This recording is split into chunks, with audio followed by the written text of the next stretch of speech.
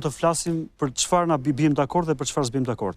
Kjo është ajo që bijmë dakord. Reagimi i ambasadës gjermane, reagimi i delegacionit të Bashkimit Evropian, reagimi i ambasadës së Holandës ishin shumë qarta. Kushti jon për integrimin është që mos pengohet drejtësia. Pra bijmë dakord që lajmi ky është. Kjo ishte shumë e qartë. Kishim dhe reagimin e zotit Rama, i cili tha që prapse synimi i tij mbetet Shqipëria në BE në vitin 2030. Me Vučićin dhe Ballkani i hapur me formulën Ballkani i hapur në Europën e Bashkuar. Duhet kemi parasysh nëse lejojnë gjermanët. Duhet kemi parasysh në një gjë që Rama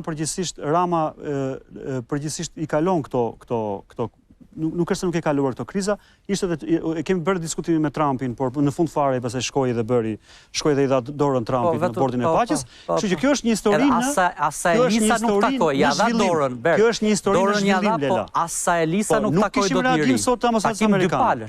Nuk kishim reagim sot të ambasadës amerikane.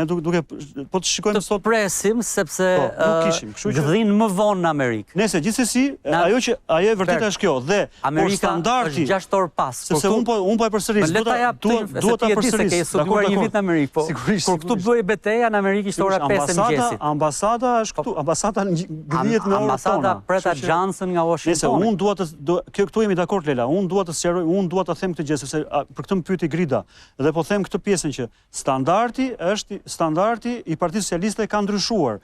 Pra, Partia Socialiste thoshte nuk i japim ne kur ishte rasti i zotit Ahmetaj, kur ishte rasti i zotit Berisha, tha që ne do pranojmë çdo lloj kërkese të SPAK-ut. E ndryshoi me zonjën Balluku. Kurse Partia Demokratike, kur vjen për Berishën del kundra SPAK-ut dhe kurse kur vjen për Belindën del pro SPAK-ut. Partia Demokratike ka qenë dhe Sali Berisha kanë qenë që SPAK-u të shkonte në parlament siç duhet shkuar për të heqë imunitetin një parlament. Po kur SPAK-u shkoi në parlament, pse atëherë tha se nuk e refuzoi kërkesën e SPAK-ut? Sepse opozita lexoi vullnetin politik dhe jo juridik të SPAK-ut në drejtën e vet. Pra SPAK-u dhe një betejë duhet të shndrosh. Kur SPAK-u gjykon Belindën është i mirë, kur SPAK-u gjykon Berishën është i keq. A do të gjykojmë SPAK-un që shpërfilli parlamentin?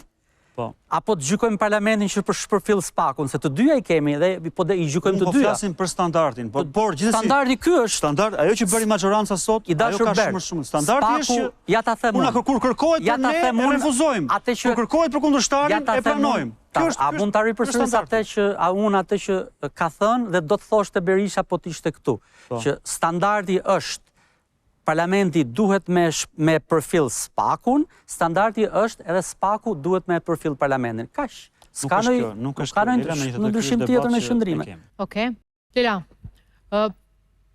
në fakt ju çfarë prisni të bënte Partia Socialiste ndryshe që do të ndryshonte vijën tuaj të sjelljes apo të aksionit politik dhe çfarë duhet presim më tej nga opozita që të kuptohet që kjo që ka ndodhur nuk do të jetë një bek, pra një kthim mbrapsh, po do të jetë një arsye më shumë për ju për të arritur aksionin opozitar, qoftë ky në parlament, qoftë ky në rrugë, si e mendoni?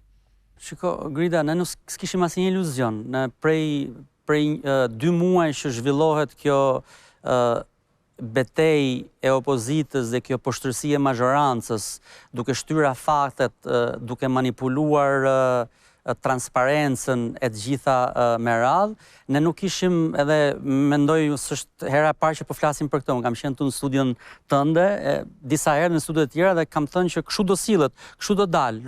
E kam pas, pra nuk duhet në profeci e madhe për të kuptuar se ku po shkonte Rama, sepse opozita, eksponent opozitës, kryetari i opozitës e kanë thënë, e kanë patur të qartë, Rama po sillet kështu, sepse është vetë me duar në magjen e kësaj tollovie, e kësaj buke që ka zënë, që ka marrë kesh. Kështu që nuk ka mundoj, nuk kishim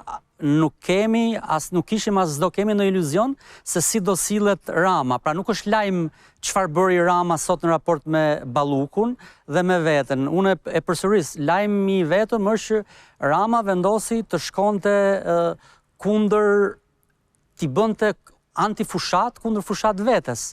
Është Rama i muajve maj dhe prill dhe ndoshta dhe mars me pasaport dhe me dashuri, me vlag të madhe për Europën dhe për pasaportën europiane, dhe është ky Rama i ri që përkundër deklaratave të ambasadave kryesore të rëndësishme të Bashkimit Evropian, por edhe shteteve kombëtare të rëndësishme në Bashkimin Evropian, pra është Rama në kundërvënie, pra Rama është Rama mas rën.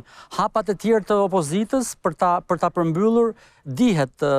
Sot zoti Berisha lajmëroi 22 marsin protesta radhës, pra ju po e shihni, pra 10 ditë më vonë, 9 ditë më vonë, ju po e shihni që nga dhjetori e këtej protestat e opozitës, dhe kjo e tregon atë marshin dhe demarshin e opozitës ose vendosmërinë për të rezistuar pavarësisht asaj që bën Rama, edhe po të kishte qenë sjellje tjetër, opozita e ka betejën të targetuar dhe të fiksuar me dorëheqjen, ikjen e Edi Ramës, një qeveri teknike apo ndërmjetme apo kujdestare quheni si doni, që garanton zgjedhje të lira në një periudhë mjaftueshme kohore, dhe zgjedhje të lira që lejojnë zgjedhje si duhet, që lejojnë njohjen e vullnetit të popullit apo të sovranit. Pra ky është agenda e opozitës nuk ndryshon me hënën e Ramës, sepse Rama ne kemi parë që ka shumë hëna, ndërsa opozita ka vetëm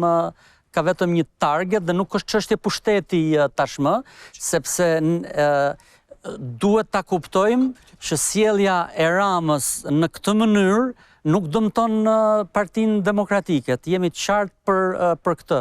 Dëmton interesat vital, jetik të vendit, të kombit, të Shqipërisë. Dua të ndërhyj pak, duke qenë plotësisht kundër me ty, por ideja është kjo që lajmi i mirë për opozitën sot është fakti që ajo ishte sot në konkordancë me reagimet e faktorëve kryesor të Bashkimit Evropian.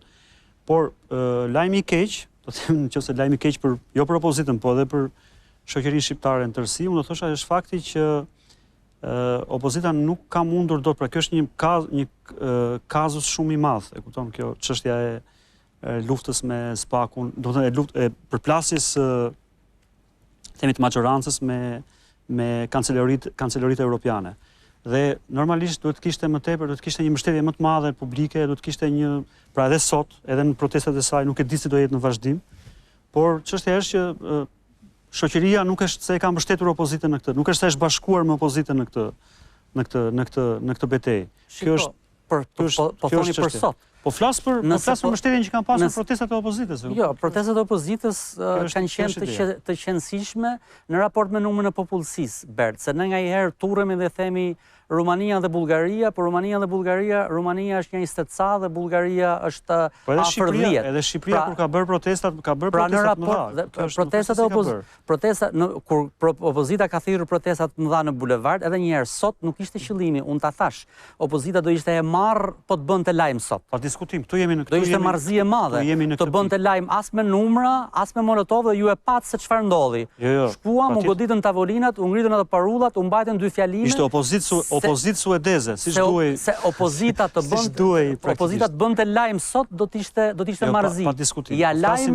Ja lam lajmin e zi ta bënte Rama, le ta bëj Rama dhe të futej opozita me një lajm të zi për t'i larë faqen, për të nxjerrë Ramën faqe bardh, sot do ishte të shmendurën vete. Vetëm se duhet parë, por SPAK-u, duhet parë çfarë qëndrimi do ketë opozita tashmë për SPAK-un, do ta mbështesë apo jo.